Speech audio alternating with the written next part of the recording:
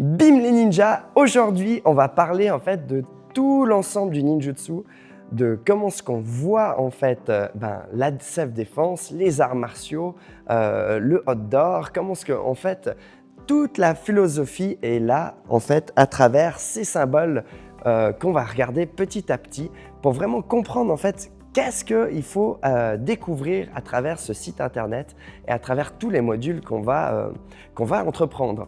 Donc tout d'abord, ninjutsu, c'est un terme qui est très général. Ça veut dire nin, c'est l'art de la persévérance et de l'endurance, ainsi que de la patience. Et jutsu, c'est la technique. Donc du coup, c'est l'art de la persévérance et de l'endurance et la technique. Donc par rapport à ça, il y a plein de sous-domaines qui vont se dégreffer là-dedans. Le but, c'est pas d'être quelqu'un de spécifique, par exemple, au sabre, ou quelqu'un de spécifique en boxe, ou quelqu'un de spécifique en arts martiaux en général, mais plutôt d'être quelqu'un en fait qui va être polyvalent, qui va pouvoir connaître le long bâton, qui va pouvoir connaître le double kali, qui va pouvoir connaître comment sortir de saisie, comment négocier, comment survivre dans des difficultés, comment courir en montagne, comment courir minimaliste, comment faire du feu, etc. Ces choses en fait font partie en fait de l'inspiration ninja. Ça veut dire qu'on est là en fait pour être multifonctionnel.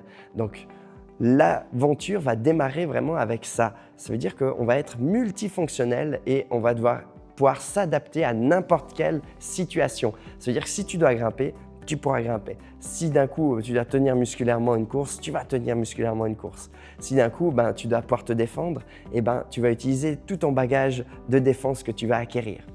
Donc ça, c'est la voie du ninja. On ne peut pas dire vraiment qu'un ninja, c'est ça, c'est le gars qui est cagoulé en noir. Ça, c'est faux. C'est pas ça un ninja. Il était bien sûr dans des organisations où il devait espionner, il devait se cacher. Et c'est surtout ça, en fait, la plupart du temps, ce qui faisait le ninja. Et en plus de ça, s'il se faisait attraper, c'était comme un espion. Donc après, il se faisait torturer. Donc il devait survivre, en fait. Et c'est pour ça qu'il apprenait des techniques aussi de combat, c'est pour survivre un petit peu si d'un coup il se faisait attraper. Du coup, on n'est plus du tout dans la même époque, que tout était caché et tout n'était pas forcément divulgué. Et je viens là-dessus parce qu'en fait, c'est plutôt une méthode de philosophie qu'une méthode le ninjutsu, c'est telle ou telle technique. Non, le ninjutsu, c'est un ensemble philosophique qui englobe la santé en général et qui te permet en fait de pouvoir t'adapter à n'importe quelle situation. Et c'est ça que ça devient intéressant, c'est que tu vas pouvoir t'adapter à n'importe quelle situation. On est fait pour ça, on est fait pour s'adapter, on est fait pour… d'un coup, on est en train de se balader en montagne, il y a des orages qui arrivent, on est fait pour survivre aussi. On a tout un paquet de mécanismes qu'on peut mettre en place pour survivre.